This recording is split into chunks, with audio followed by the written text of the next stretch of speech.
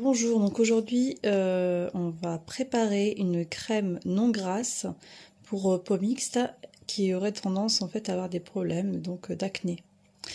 Pour une crème c'est toujours les mêmes ingrédients. Il faut une base huileuse, une phase aqueuse et une phase, un émulsifiant pour que l'eau et l'huile puissent se mélanger. Et ensuite, on peut rajouter des actifs au choix. Mais voilà, la base d'une crème, c'est toujours phase aqueuse, phase huileuse, une cire émulsifiante ou un émulsifiant cœur de crème, peu importe. Et voilà. Alors au niveau des ingrédients, j'ai pris, étant donné que c'est ciblé sur les peaux à problème, l'huile de Nigel. À savoir que l'huile de Nigel, il y a celle d'Aromazone que je recommande pas forcément parce qu'elle est très claire. Enfin moi je la prends aussi quand je suis malade et pour l'avoir essayée, elle est pas forcément efficace, pas très efficace. Du coup, je préfère l'huile de Nigel qu'on trouve dans les épiceries généralement arabes. Celle-ci, elle vient d'Algérie et la meilleure, c'est celle qui vient du Yémen, d'Arabie Saoudite, dans les pays où il fait extrêmement chaud. Et là, plus elle est foncée, meilleure elle est. Vous voyez que là, normalement, il est clair et là, elle est quand même relativement foncée. Il y en a encore plus foncé, hein. Mais celle-ci, quand je la prends, elle est vraiment claire, donc je pense qu'ils l'ont filtrée, et donc du coup, les principes actifs n'y sont plus forcément. Donc j'utiliserai celle-là, de préférence. De l'huile de coco, puisque l'huile de coco n'est pas grasse.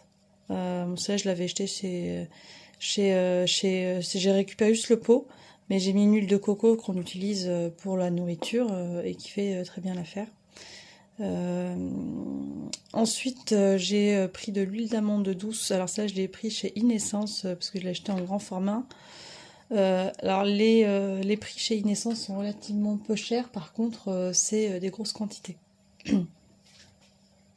Pour la cire émulsifiante, j'ai pris la numéro 3 puisqu'elle ne laisse pas de film gras. Et quand on a une tendance à avoir la peau qui a plus besoin d'hydratation que d'être nourrie, elle est parfaite. En tout cas, je vais l'essayer et c'est un peu ce qui est recommandé. Donc j'ai pris le gros format, donc j'espère que j'en ai pour un moment. Pour ce qui est de la phase aqueuse, étant donné que c'est pour les problèmes de peau, je vais prendre de l'eau de rose. Celle-ci, elle vient du Maroc. J'ai essayé, elle a une très très bonne odeur, donc j'aurais pas besoin de rajouter d'arôme ou quoi que ce soit. Et voilà, donc je vais utiliser celle-ci. Et aussi pour les actifs, j'ai utilisé l'humuline qui est extrêmement hydratante. Et par contre, elle ne se dissout que dans l'eau, donc il faudra la dissoudre dans la phase aqueuse ou alors dans la phase finale crémeuse, mais jamais dans l'huile. Voilà, et pour les actifs, je rajouterai quelques gouttes, mais vraiment quelques gouttes d'acide AHA. Ça permet en fait d'enlever les cellules mortes et donc du coup de régénérer la peau. Et quelques gouttes de provitamine B pour l'aspect hydratant aussi. Donc voilà. Donc en termes de quantité, je vais mettre 2 grammes de cire. Pour les huiles végétales, je vais essayer de mettre 2 grammes d'huile de Nigel, 2 grammes d'huile d'amande, 2 grammes d'huile de coco. Pour la phase aqueuse, c'est ce qui va constituer la majorité de ma crème, puisqu'elle va être plutôt aqueuse, parce que je manque d'hydratation plus que d'autres choses. Donc la phase aqueuse va constituer quand même à peu près 60-70% de la crème. Donc voilà. L'inuline, je mettrai 1 gramme. Et puis ça, ce sera quelques gouttes. Voilà. Donc on commence. Donc là, on vient de mesurer 2 grammes de cire. Et là, je vais rajouter ensuite les 2 grammes de nigel, 2 grammes d'huile d'amande et les 2 grammes de coco dans cette phase-là, puisqu'en fait, la cire doit fondre dans la phase huileuse. Là, j'ai rajouté les 2 grammes d'huile de nigel, les 2 grammes d'huile d'amande et les 2 grammes de coco. Donc voilà, ma phase huileuse est prête. Je la mets de côté. Et là, je vais mesurer également 16 grammes d'eau de rose. Donc là, j'ai bien les 16 grammes d'eau de rose et je vais rajouter 1 gramme d'inuline qui est ici. Voilà, j'ai rajouté l'inuline à l'intérieur. Je vais juste un peu touiller. Donc, faut qu'elle se dissolve un petit peu. Et après, on va passer tout ça au bain-marie. Donc, la phase huileuse d'un côté et la phase aqueuse. On va essayer de monter à peu près jusqu'à 70 degrés, entre 50 et 70 degrés. Le temps que la cire émulsifiante se fonde dans l'eau, fonde dans l'huile, excusez-moi. Et ensuite, on mélangera les deux. Phase huileuse, phase aqueuse dans la phase huileuse. Voilà, voilà. Bien, ouais, quelques petits gros. Très bien. Mais donc là, je vais passer au bain-marie. Donc voilà, là, on voit bien que tout est bien mélangé ici et là aussi. Donc ce qu'on va faire, c'est qu'on va mettre, on va mettre l'eau dans l'huile et on va touiller en même temps. Pour le mélange, prenez un récipient assez profond si vous utilisez le fouet parce que ça en met partout. Et voilà, et puis ensuite, ben voilà, vous touillez. Pour le moment, je le fais au fouet, puis après, je vais utiliser le mousseur pour avoir une espèce de mousse en fait. C'est un peu ça l'idée. Mais là, vous voyez, hein, j'ai quand même un truc assez fondant. C'est pas mal quand même. Hein. Je suis assez contente de l'émulsifiant en tout cas. Enfin, du rendu visuel. Voilà. Donc il ne faut pas hésiter à y aller. Hein. On y va, on touille.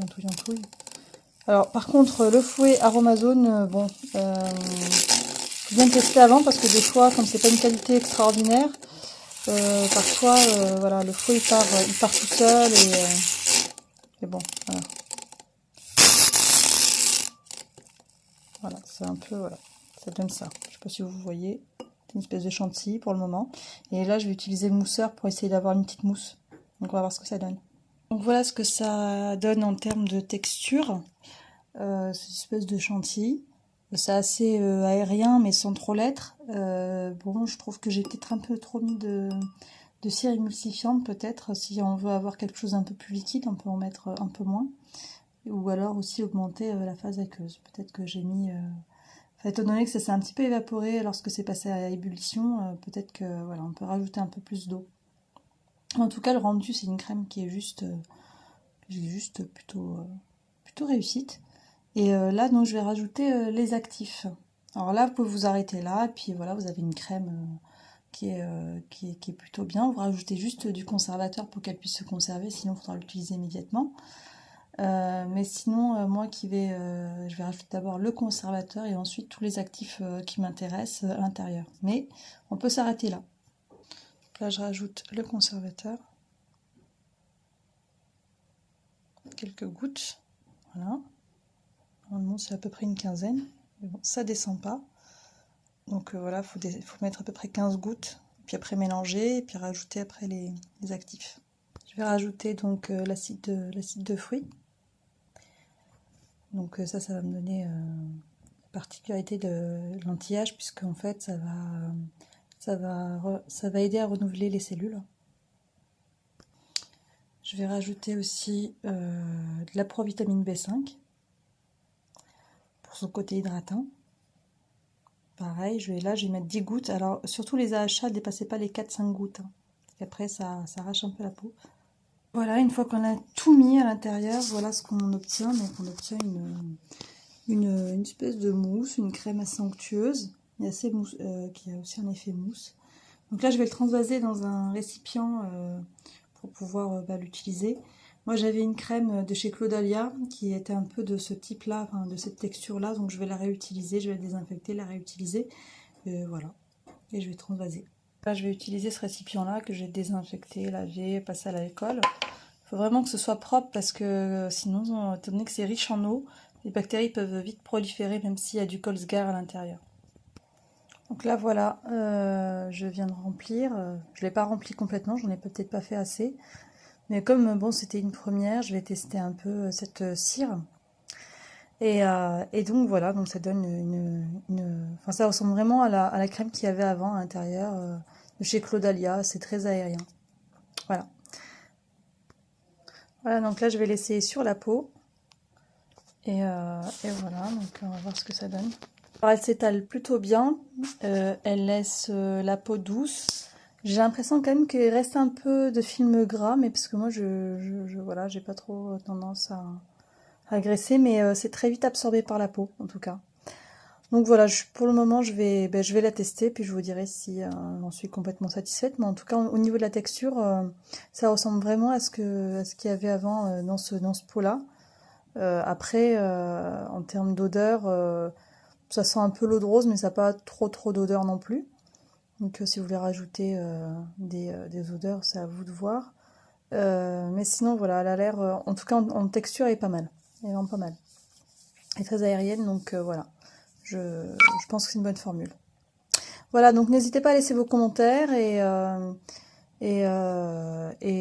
vos propositions si vous en avez d'autres. Mais donc voilà. Bonne journée à vous!